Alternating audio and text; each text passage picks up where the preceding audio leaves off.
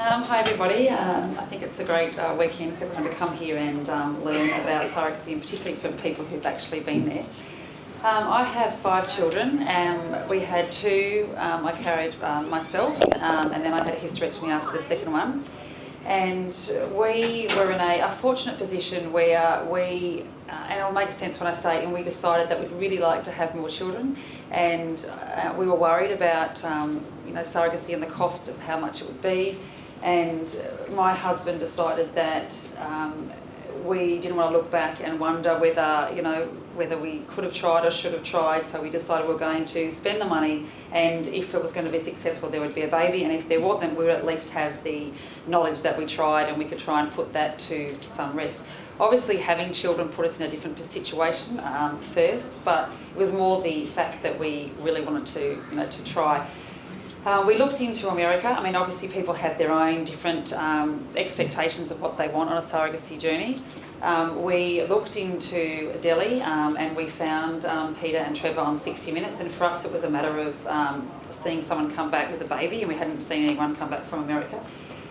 So we spoke to them and did some research on Delhi, and I have to admit, I was concerned about going to Delhi. I think in my limited experience of travel, I didn't quite know what I was getting myself into. My husband is a lot more, I suppose, level-headed in certain emotions, and he just said, "Look, we'll just go." It wasn't what I thought it would be. I felt safe the entire time. I've been there 4 times. I must say Delhi to us was a wonderful option. I self-cycled, so I self-cycled 3 times. We went over there the first time, and we got pregnant, but she miscarried, unfortunately, and then we thought, okay, look, we'll just try again, and we fell pregnant with Isla, and she was born in December 2010, and we took our 2 older children over to collect her. And when I didn't have any expectations about what our relationship would be with our surrogate, because India is a different situation, I think, from the relationships you can establish with an American surrogate, or I'm not sure about Thailand. But we had a very fortunate situation where the intended parents being us and our surrogate actually had the same expectations of what would happen. So we have an ongoing relationship with her. She did ask to see Isla when she was born, and it was the most amazing experience, obviously, of our lives, even having given birth to 2 children. Her entire family were in the waiting room, and at first, being sceptical, I thought, oh, they're going to ask for money. I didn't quite know what they were all doing there, and they were all saying how proud they were of her, and this is the most amazing thing she's done for their family, and I'm trying to comprehend that they're thanking me for giving them the opportunity and about to have their baby. And it was a whole thing that was just amazing, and they were just so proud of her. And anyway, I took Isla up to her, and I still didn't quite know what was going to happen, and she asked to hold her, and she's saying to me, "Are you happy?" Yes, very happy. And she said, "I'm happy if you're happy, because I just wanted you to be happy, and now I get to make my daughter happy." Like, it was very clear in her mind, what she was doing. And her daughter, Neha, said to me, and this made things very clear to us, and that she said to me after Isla was born, she said, "I have loved your baby for you the whole time she's been in my mum's tummy, and can I just hold her?" And it was beautiful. Like, she had a clear understanding that it was our baby, Mummy helped you, I've loved her for you, I've told her I've loved you for her, and can I hold her? And the pictures we've got are just amazing. So we skip on to that. We harvested more eggs when we were collecting Isla, and then we have twins, and they're 8 months apart, the twins and Isla. And when we went back to pick the twins up, which was a whole different perspective of having the whole single and the whole twins. Isla was born at 37 weeks vaginally, and the twins were born at 31 weeks by emergency cesarean.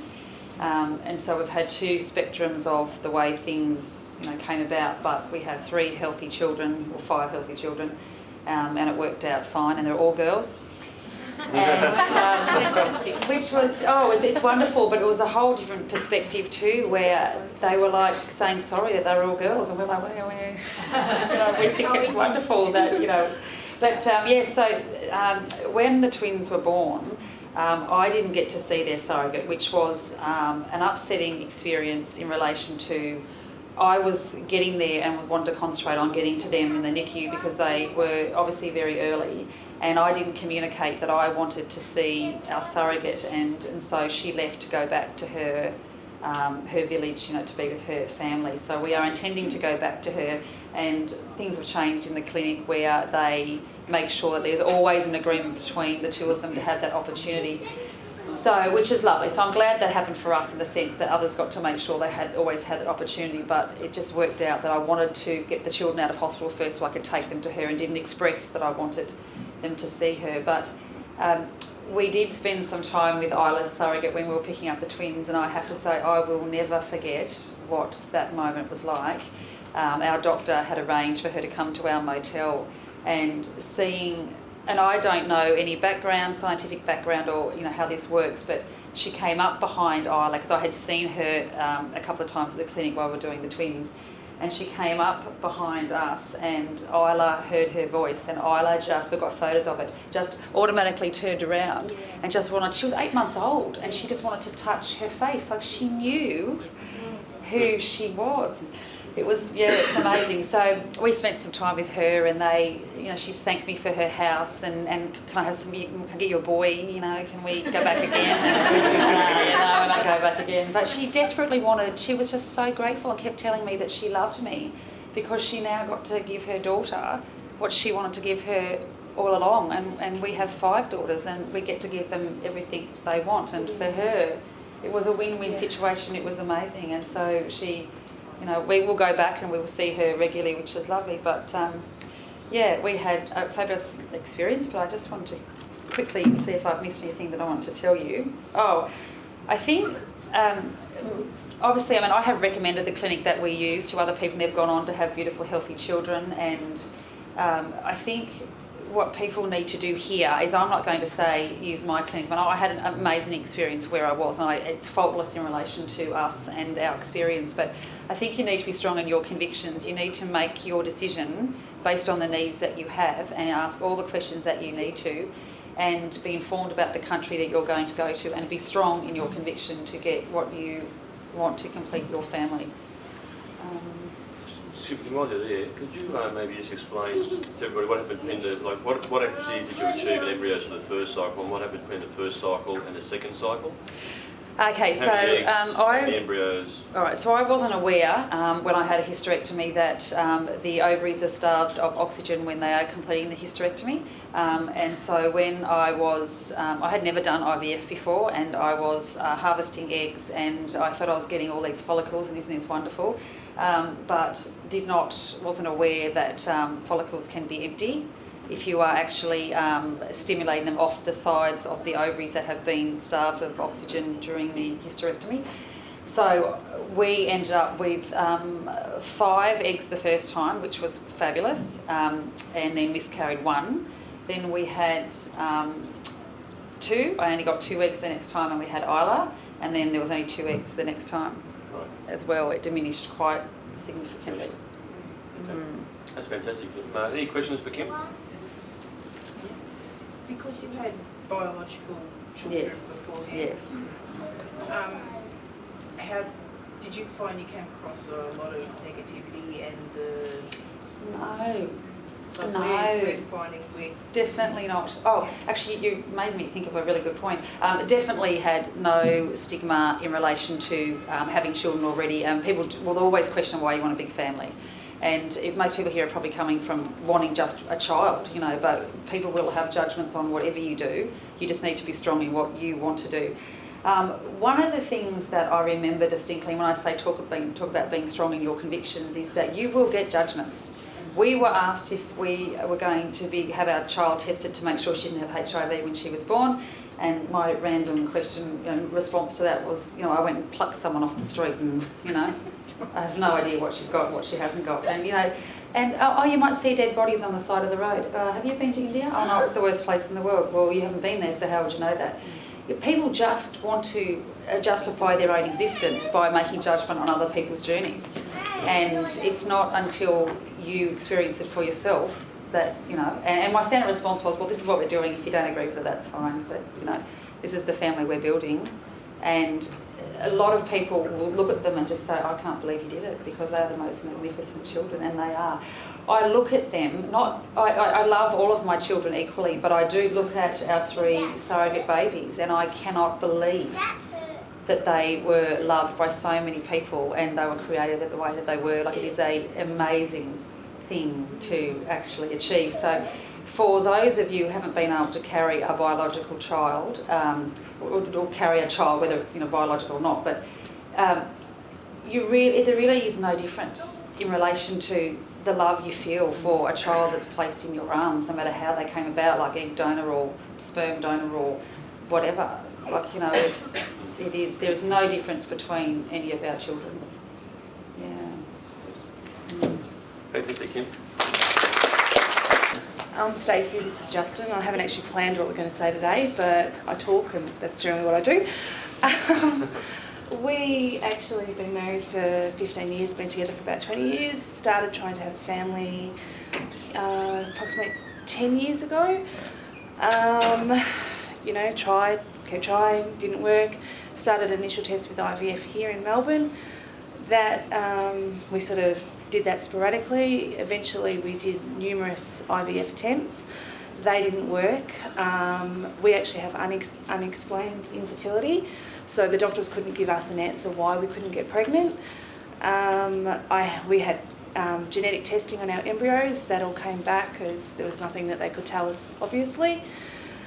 Our doctor ended up saying to us, well, you're going to need to look at egg donor or sperm donor or change the equation.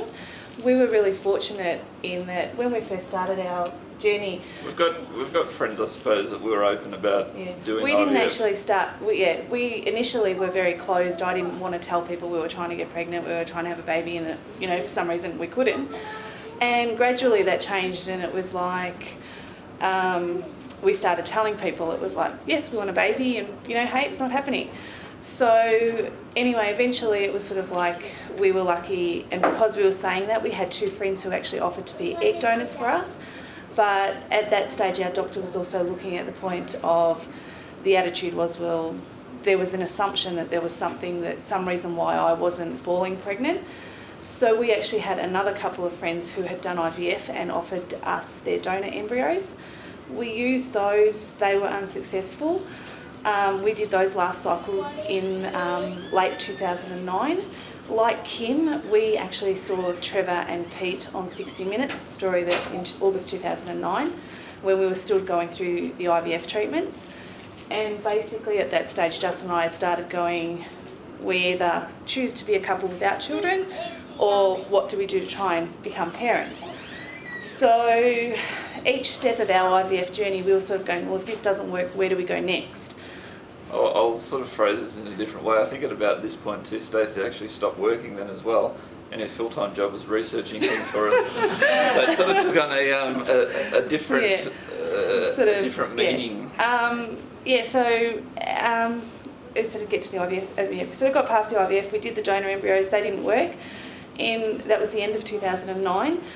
And Justin and I went away for a week and for some just time out and said, okay, where do we want to go? And we said, look, we wanted to try surrogacy.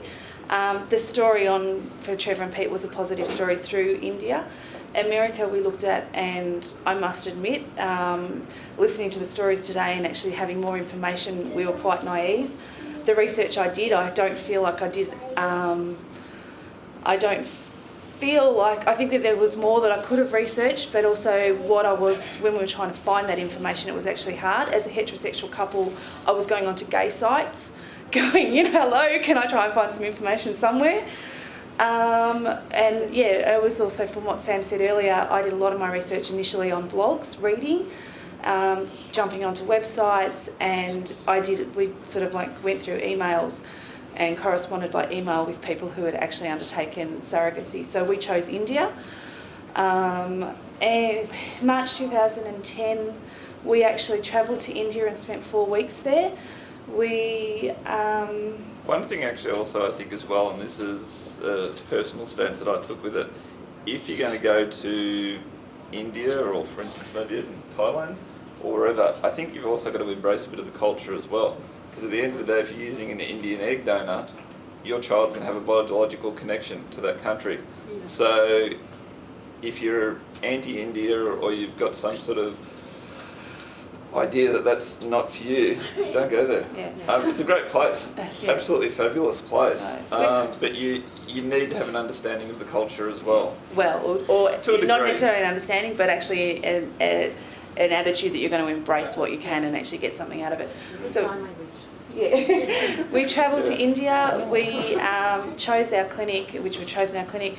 We went there with the attitude that if we got there and we didn't feel comfortable or we thought that there was something wrong, we would pull out at that point, even though we had paid an application fee to actually start the process. And so we cycled in March 2010. One of the things that coming out of this conference today was also along that lines of, this is actually really bad, but I can't actually remember how many embryos we had implanted in that first transfer, but that wasn't successful. I think it was 4 from memory. That's a fair few. And it didn't work. So Justin left frozen sperm in India. We came home. I was devastated because the assumption all along was there was something wrong with me. We didn't use my eggs. It wasn't me carrying. So all of a sudden it's like, hang on, why didn't this work? We tried again in May and there was 5 embryos implanted, and we actually we got pregnant. We have one child, her name's Alyssa and she's 16 months old.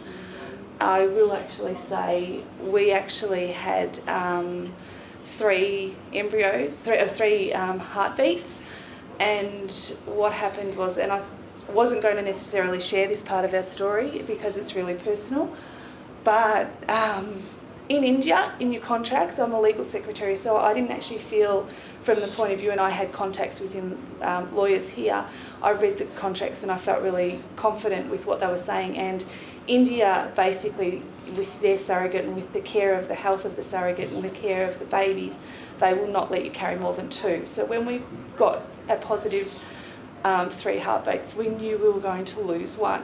So that was really, really hard. From the blogs and everything, that we were really fortunate, and that's where we were getting a lot of information from. So we lost our first baby at like 9 weeks. And basically by 11 weeks, everything was, 10 and a half, 11 weeks, we were trying not to tell people because we were trying to wait. And we thought everything was good. And at 11 weeks, we found out that there was actually a complication with the pregnancy, and that they believed that one of the fetuses wouldn't survive. It wasn't going to be viable, and if we didn't do something about it, we would lose the whole pregnancy. So we were really fortunate that we were able to contact our doctor, and initial advice was we were going to try and test to see whether they could actually do further tests to sort of give us more information. But they ended up coming back to us over a weekend and said to us that if they did the early test, that we would likely jeopardise the whole pregnancy. So we were faced at 11 and a half weeks. We lost our second baby, which at the end of the day, I will say honestly, I feel like we lost after all the IVF transfers and everything that we got. Even though I wasn't successful through IVF, every time we went through an attempt, I was losing a child, and I was losing that future child of mine, and I didn't feel any different when we went through the surrogacy to that, what I'd gone through myself. It's kind of interesting in a different way because you're at arm's length, you're hanging out on scans and every emails. email that comes through. Like you get up in the middle of the night, you check your iPhone to see if there's another email that comes through. I still get up at 3 o'clock every morning and I still like to look at emails. So at that point, we then had one baby growing, and after that, it was like they did tests at about 16 weeks, and they said, look, everything's looking okay. And until we held Alyssa in our arms, it was like, to become a parent. It was a fairly smooth pregnancy after that, I got to say. It was bumpy at the start, but it was better. Yeah, it is something that now it's like I am more aware of, and it's like if you were going to undertake surrogacy, IVF or any treatment, that I would actually be really considering how many embryos you put in, which is what has come out in the thing. But it's also like, it's a really hard thing to go through, and as I said, it was something we actually had said we probably wasn't going to share unless people asked us specifically, but I think that people need to be aware of it. And that's one of the things, like after going through IVF and not talking about it initially, and then we said, look, you know, we are going through IVF, we're trying to have a child, we're trying to create a family. When we actually started the surrogacy, our surrogacy journey, again, we were very open about it, and I can say honestly, I don't think I've probably had maybe 1 or 2 negative comments, but everyone have been fascinated. Most of our thing has been everyone wants to ask us questions. Delhi itself, as Justin said, it's like you go to India and you have to embrace the differences. It's like, it's not like here, and there is a certain amount of trust, and you have to, like Kim said, if you can actually establish some sort of relationship with your doctor or with your clinic, you have to actually trust that they are looking after your interests, looking after the interests of the surrogate, looking after the interests of your child, because otherwise it's not something, how do you answer that to your child when your child becomes older? We went back in January 2011. Alyssa was born at 37 weeks by Caesar. Our surrogate Rena had high blood pressure, so they chose to do a Caesar at that stage. She was born on the Thursday. On the Friday afternoon, we brought her home to the hotel.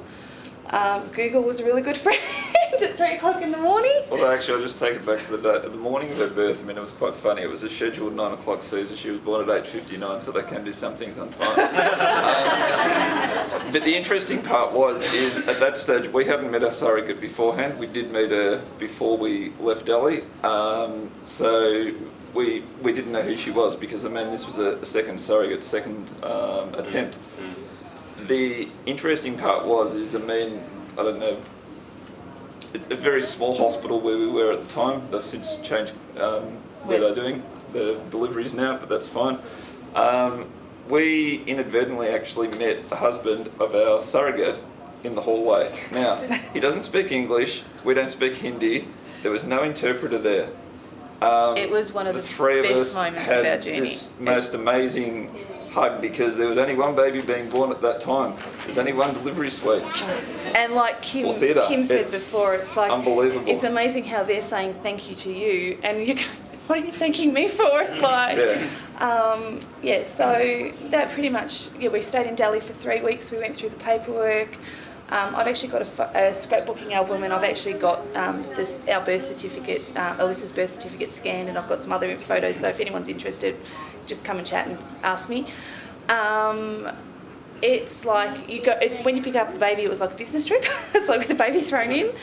But it actually did work. It was like we had support. We were really lucky that we met friends who, their daughter was born 2 days before ours. We actually met them the first time we were there, and their attempt didn't work, and then second time round everything fell into place. The girls were born 2 days apart. It's fate. I didn't make notes, so hopefully I've tried to cover things and say stuff. And no, that's great. Can I just ask, when you said before earlier, Stacey, you went 4 embryos first time. Well, you weren't quite sure actually. I think it was about but then the second time around you went sort of 5. When you said, you should consider what your options are there, just explain a bit more around that. When we had the transfer, we knew that they were doing the egg collection, but that's one of the things with India. It's like, and I think that, remember we did this in 2010, I think that the clinics are actually starting to become more aware of what our expectation as Westerners are, so they are actually starting to give you more information. You've got more choice now, I think, or you need to be direct We with your didn't know, doctor. like when they did the transfer the second time, I would have chosen to do 3 embryos if I'd had a choice and frozen 2. Whereas our doctor came back to us and said to us that out of the embryos, there was probably only 2 that were, they considered good quality, or 3 that they considered good quality, and the other 2 they didn't consider were worth freezing. So they opted to put them in. Right. As I said, at the time, we basically got the advice that the transfer had happened 2 days later. Now, if I had spoken more to the doctor or I'd been probably a bit more proactive, I would say, look, maximum would be 3. you know, like we did IVF here, and it's like we went through the scenario with our IVF specialist that we did too. A lot of the transfers we did. So yeah. Were you in India at the time of the second transfer? No. Do you think it would have made a difference? If No, you were there? I don't think it would have made a difference. No. Not at that time, anyhow. Yeah. As I said, I think that I did a lot of research, and it's like I did a lot of emails and everything, but the information, I think, yeah, this opportunity to speak to people now, there's a lot more information out there and there's a lot more blogs. One more question, we might just move on.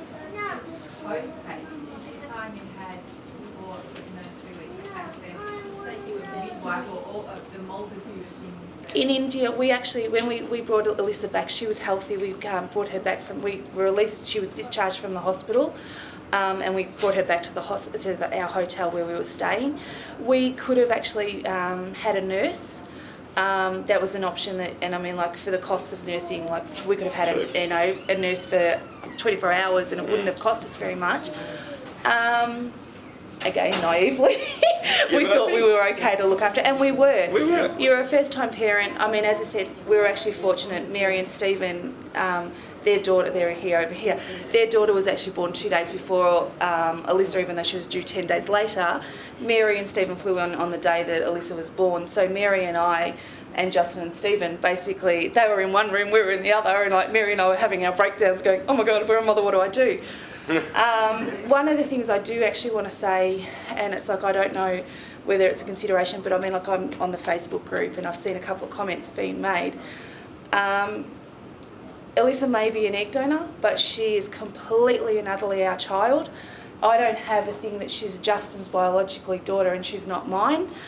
I don't think that, you know, we made that choice to go down the track of an Indian egg donor also because there was, at the time that we were choosing to do they were looking at Caucasian egg donors, and I was like, you know what, if I'm going to go to India, I'm not ashamed of this. My dad was actually born in India, even though he was English, but he lived there for his first 8 years, so I felt like there was a bit of an emotional connection. And yeah, and once you're a mum or a parent, it's like, you know what, all of a sudden you are a parent. I've been involved with my mother's group and I was straight up. I couldn't carry, I have Alyssa, but, you know, it's not an issue. Well done. So, Thanks, Stephanie. Thanks, Nancy. Hello. I haven't also planned anything like you. I thought I can't really get my own story wrong, so I'll do my best. So why did I do surrogacy? Well, I was born with a genetic condition, and as a result of having that condition, it's a shared condition in my family, so both my brothers had it, and as well as my mum. And as part of having this condition, I had to undergo a really complex, difficult heart surgery when I was 32. So I had a part of my heart and aorta replaced, which was an incredibly difficult thing to go through as a young woman. I managed to come through that surgery and survive it.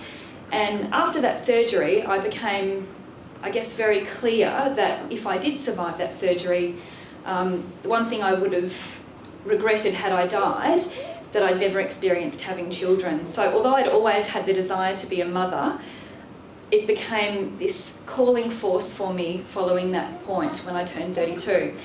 But then it wasn't so easy for me. I couldn't carry my own pregnancy because I was on so many different drugs for my condition.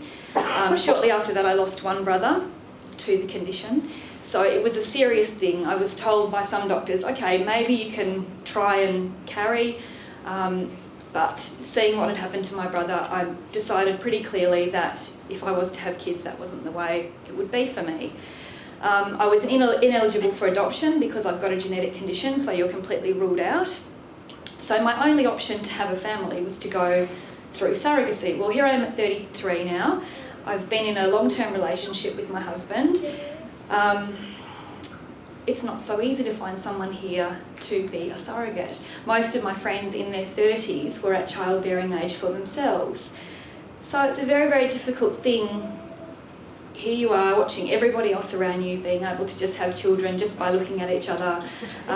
They're going on, and then all your friends are very protective of not wanting to hurt you with their lovely news.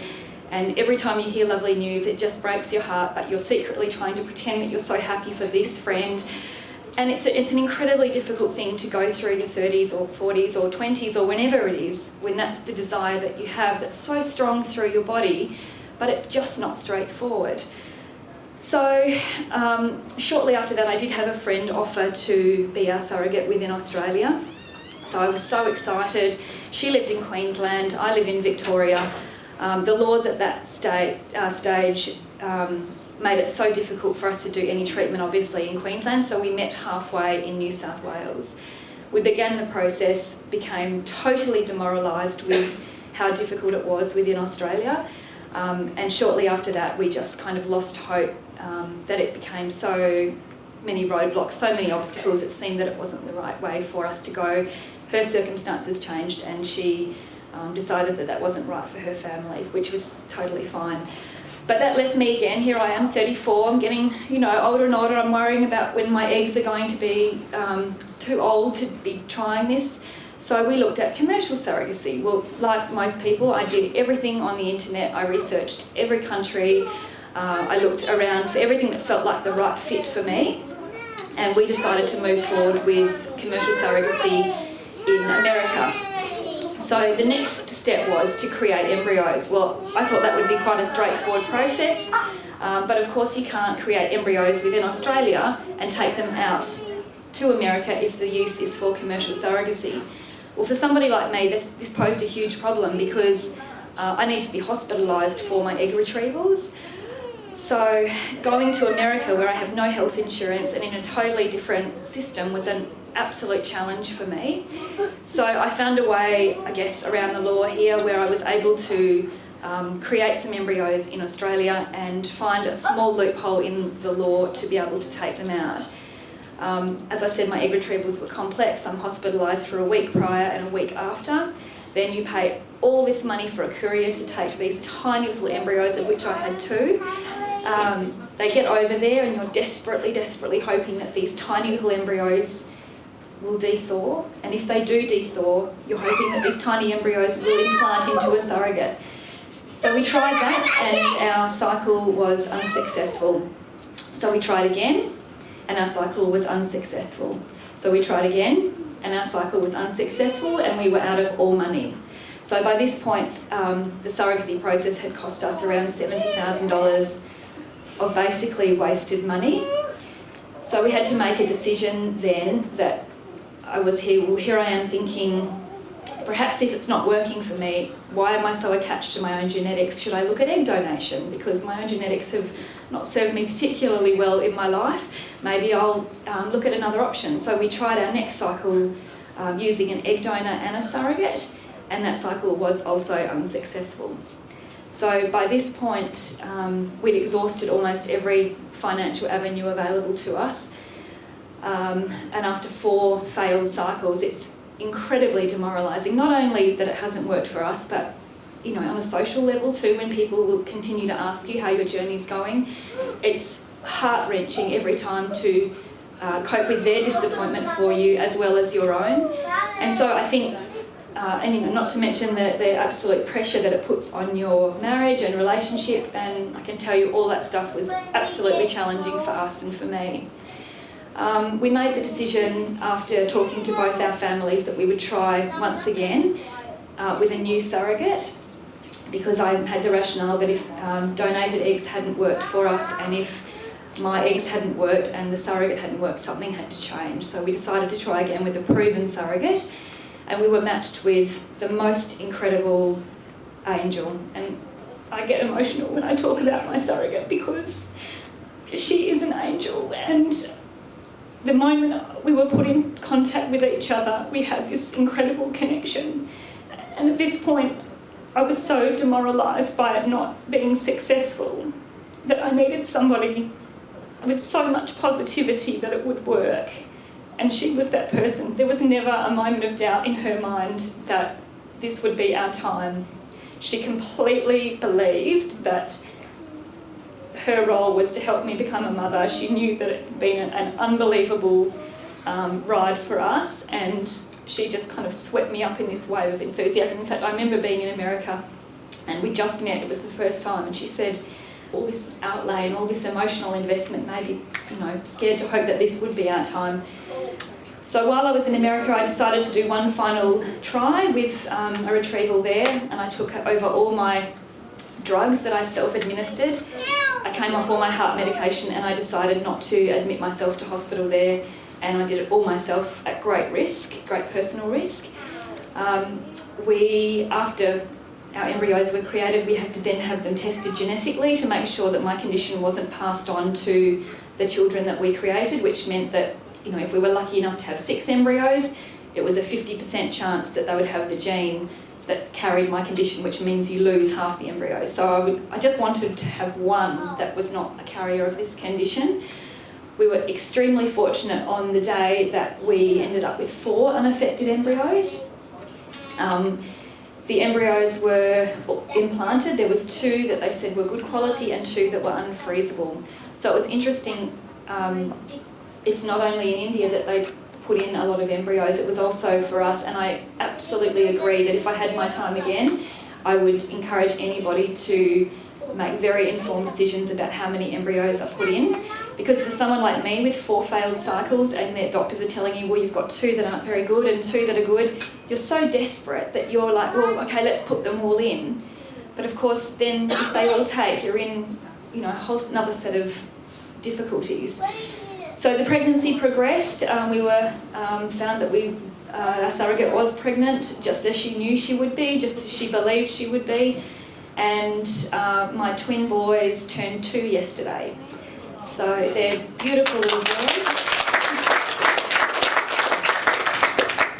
But even having a twin pregnancy, it's not without risks, and I know it sounds wonderful and we all want an instant family, but my boys were born at 36 weeks, so a month premature, and one still was in intensive care following that time at an extremely high cost, emotionally and financially. So if I had my time again, I would very, very much, I would be much clearer that only 1 embryo would be implanted, although I'm incredibly grateful to have my twins, if that makes sense. So we were there for the birth. We watched our boys being born. Our surrogate was completely incredible, decided that she could do this vaginally, which is quite unusual for twins, and delivered them in 45 minutes. They were in the world. It was a pretty quick thing. She couldn't even get the epidural in because it was so fast, but it was miraculous. Her husband was in the room, my husband was in the room, all of her family was in the waiting room. It was such an extraordinary team effort to bring these little boys into the world, and when my boys turned 1, our surrogate Brandy flew out to Australia and she celebrated their first birthday together. So we'll have an ongoing relationship with her, and her girls also. So her girls had a lot of contact with my boys after they were born. So we feel like one big family, and it will be my absolute proudest moment to let my boys know how they were created and how they were brought into the world. And I loved going to America. It was a fantastic, positive experience. I liked being in a first world country when they were born, when they had complications. Absolutely, I know that everything else is great for other countries too. For me, that was the right decision. And we're hoping maybe to have another child as well. Brandy has offered to be our surrogate again. So fingers crossed, we'll see if we can get a second mortgage on the house and see how we go. You'll have to excuse me if I get a bit blur at times. I've only been back, I think, about 48 hours now. What happened, I'll give you a bit of our background. We've actually got 2 little boys, Cooper and Jackson. They're about 9 weeks old now. We had them in Thailand. Basically what happened was I'm very fortunate. I already have 3 older children, 3 teenage boys. And then unfortunately got divorced, then remarried, and my husband now doesn't have any children, and we lived down at Coronella, which is down in Phillip Island, if you guys know where that is, on the beach, and we were talking about how we'd love to have kids and whatnot. And as far as we were concerned, it was never going to be a possibility because I had to have a hysterectomy, so I was never going to be able to carry, so that was kind of the end of the whole journey for us as far as we were concerned. Then we did see Sam's story on TV, and I actually said, oh, maybe we can do that. And then we thought, hang on a minute, it's only for the rich and famous. There's no way we're going to be able to afford to do this. Don't be stupid. But unfortunately, I'm one of those people, once I get a bee under my bonnet, nothing stops me. Hours and hours and hours of research. And I also, I'm a nurse, for those that don't know. And one of my jobs is I'm a refugees health nurse, and I deal with the guys that come across the Burmese border into Thailand and sit in the camps for 10 up to 20 years, waiting to come across to Australia legally, not in the boats. This is the other way, the proper way. And so I have quite a connection to Thailand anyway, and we go across there quite frequently. And I know 2 years ago now, when we were over there, I thought on the off chance I'll just Google and see if they have surrogacy in Thailand, not knowing whether they did or didn't, and they did. And got very excited about it. And came home and spent 12 months researching different clinics. And I sent email after email after email to all these clinics and managed to narrow it down to 3 clinics. And then I really stuck it to them. I've asked a lot of really dicey questions and the ins and outs. One just never bothered to reply to me again. The other one that I looked at, we were looking at seriously going through with it, and then at the last minute, and I think people need to know this, at the last minute they decided to double their prices. Which of course I just said, no, thank you very much. And that left us with the clinic that we did go through. Poor Emmy, which is the head nurse there, she's an absolute angel. I asked her and sent her so many emails right up until we decided we'd go ahead with surrogacy, right up to the week before we actually went across and signed all the paperwork and gave the sperm donation, all the rest of it. I was still sending her emails. And I was still saying to her, you're sure you're not going to be some dodgy place that's going to just rip all our money off? And I refused to give them any money until we actually physically went to this clinic. I wanted to see it. I wanted to know it was real. As much as I love Thailand, I mean, you've all heard the stories about Thailand, about India, about God knows where. I was really scared because we mortgaged the house to go through this. You know, we're not the rich people and the fancy and all the rest of it. We're just common mum and dads. So we get there, and the week before we get there, I said to Emmy, I'm really worried, you know, you're going to rip us off and money's not going to be there. So Emmy sent me her driver's licence, her nursing degree, her address, her private phone numbers, all in order to convince me that it was real. So she's pretty special to us. We finally get to the clinic, and I was expecting, being a nurse, I mean, I've worked in most of your Melbourne hospitals, right? I was expecting to go into a typical clinical medical room, walk into this most beautiful room, all leather couches, it's all decked out, it's just gorgeous. And I'm like, in the wrong place, what's going on here? And Emmy and I had obviously spoken, and we'd Facebooked each other towards the end, so I knew what she looked like. And I've kind of tentatively walked in, and Emmy, she's like, Tammy, how are you? And she's come up and she's given me this big hug, and I'm like, okay. I was a bit scared. And we just hit it off like a house on fire. And all the girls in the clinic are just so caring, and I mean, I was very fortunate. I didn't have to go through the failures of IVF because I just couldn't. I was never going to carry once I had the hysterectomy.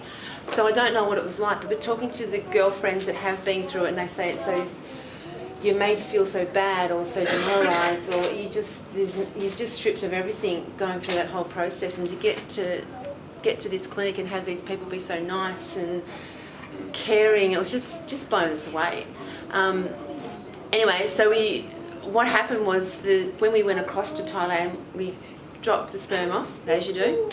And at the same time, we've got a 21-year-old, an 18 and a 16-year-old. Well, they all turned that year, as in last year. So we said to them, what we'll do is we'll give you either a trip to Thailand for 3 weeks, or you can have parties. Thank God they all picked Thailand. So off we all went to Thailand. We told our boys, we hadn't told anyone. And this is people talk about the stigma and the being scared of what to tell people and how to tell people. We hadn't told anyone, not even our boys, what we were doing. We actually told them that my husband had to go and see a surgeon in Bangkok about his knee from an old football injury. So we'd planned it, and we went and we had our time with our big boys, and then we finally got home, and we had to wait 2 days to find out we were pregnant.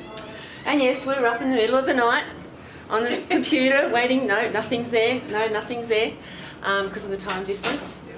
And then we misjudged the time. We thought it should have been at this particular time. So I'm on the phone to Emmy. This is not real, is it? You dodged us. Still not believing 100% that this was really going ahead. So Emmy rang me back from Thailand and said, Tammy, it's okay. Yes, you are pregnant. I've just dropped IE off at her house. So we were just blown to bits. The clinic was fantastic in the sense that we were in touch with IE, our surrogate, all the time. Yes, there's a language barrier, and as I was saying earlier, you learn to talk with your hands very, very well. But she was just fantastic. So we had all this contact. I mean, I'd gone through the pregnancies with my older boys, and I had more contact and more input in my pregnancies with our twins than I did with my older boys. We had ultrasounds. We were so much more involved, despite the fact that we were thousands of miles away. I felt, it's going to sound weird, more pregnant than I did with my boys.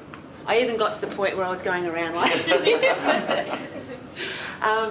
So we didn't actually tell anyone until about 16 weeks, I think it was, we decided to tell everyone, including the boys. They were wrapped. They think it's really, really cool having little baby brothers. Apparently they're chick magnets. So I've been told. Teenage kids, what can I say? But no, our whole experience was fabulous. The only thing I could say, which from my point of view, and that was purely selfish, was when the boys were born, Simon was allowed to go in because they were born by cesarean, because the father's allowed to go in, but because in Thailand the surrogate is perceived as the mother, so the hospital rules is that the mother, I don't get to go in, but the father does. But in saying that, there was this distance between the operation room and where I was. They were out in, I think it was 15 minutes, and we were up in the nursery with the boys. But that was my downside, and because I'm a nurse, I've done theatre and I wanted to be in there, and I was just like, ooh. But look, that was fabulous. That was my only thing I could say, ooh, I was a bit funny about. But at the end of the day, we got two beautiful boys. You know, if that's the one little thing that I, you know, what can you say? It just, we're so happy. You're talking about the, before saying the relationships with the surrogates. Can I just grab something? I just want to show guys. Whilst we were in Thailand, we were very fortunate enough to have a lot of contact with our egg donor as well.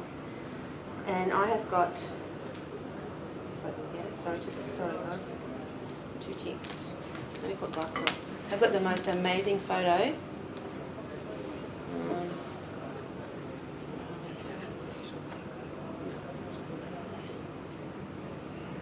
Here we go. Now you can pass it around, guys.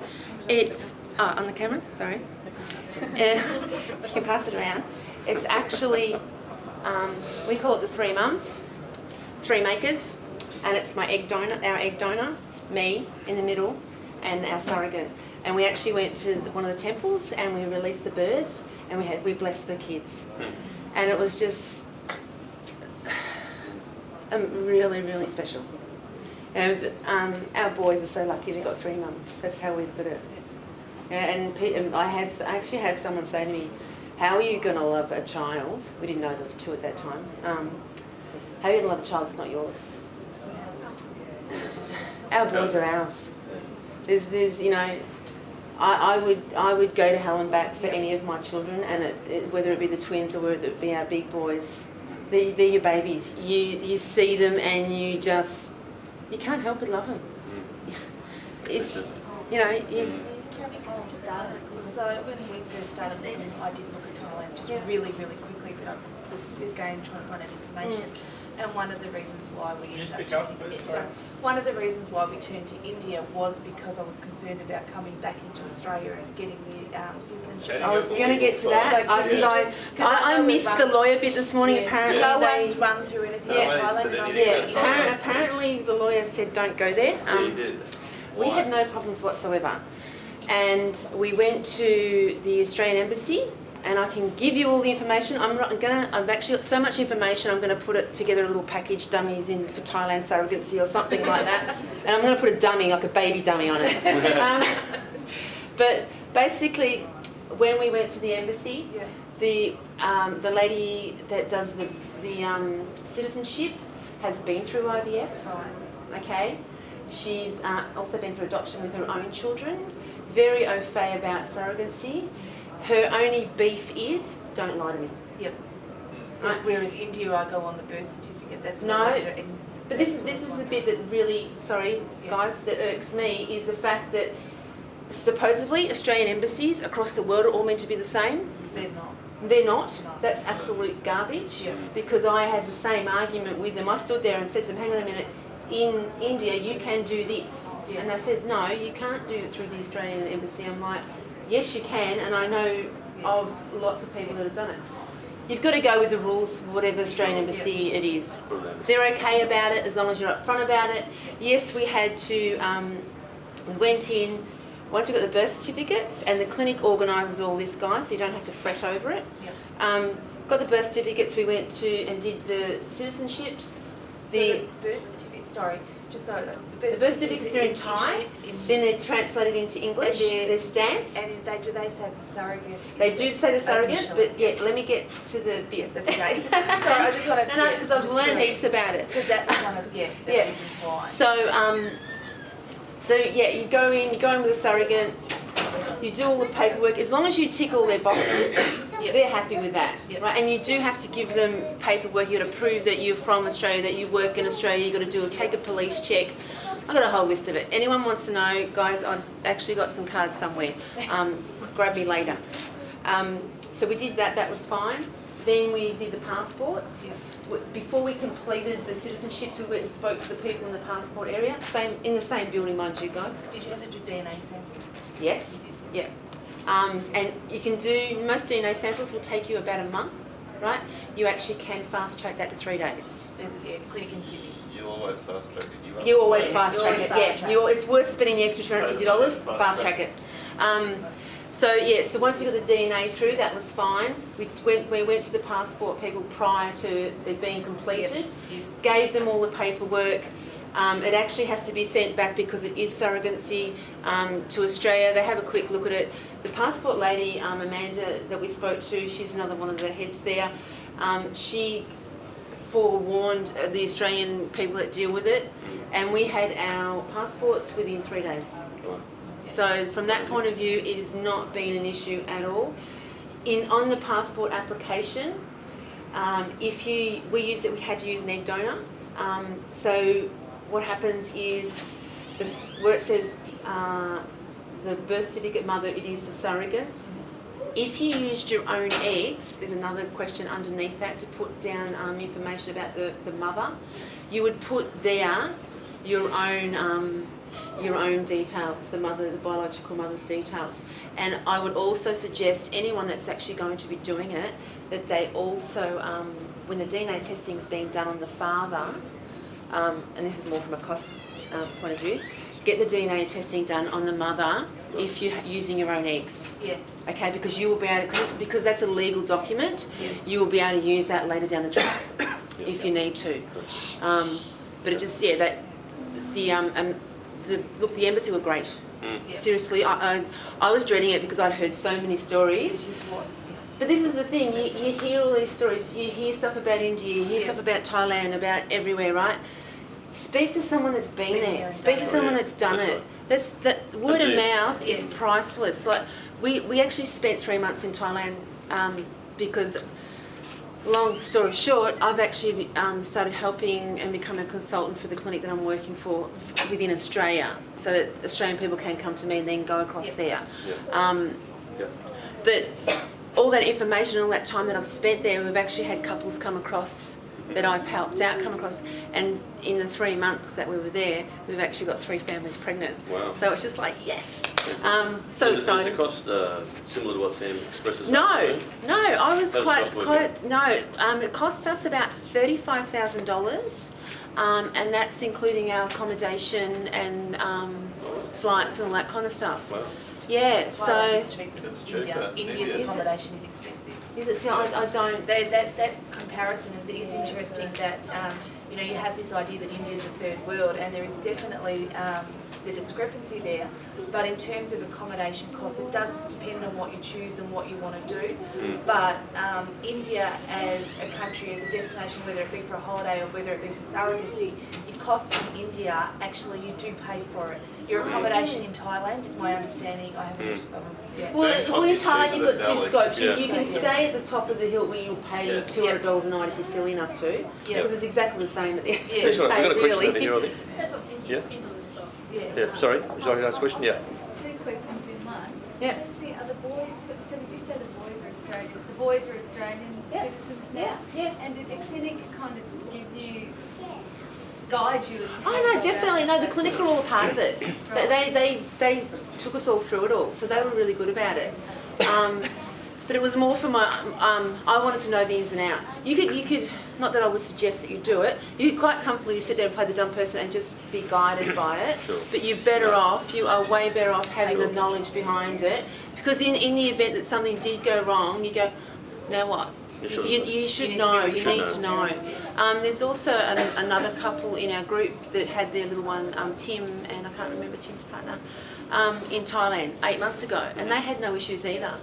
So I did actually try and corner the lawyer earlier, and apparently there's a testing case at the moment that's going ahead. And he basically said because there's one testing case going at the moment, you should just wipe Thailand off. Well, I'm sorry, but I don't agree with that. Yeah, it's a good reason not to believe what the legal blokes tell you. Yes. Well, yeah, and the thing is, What was that?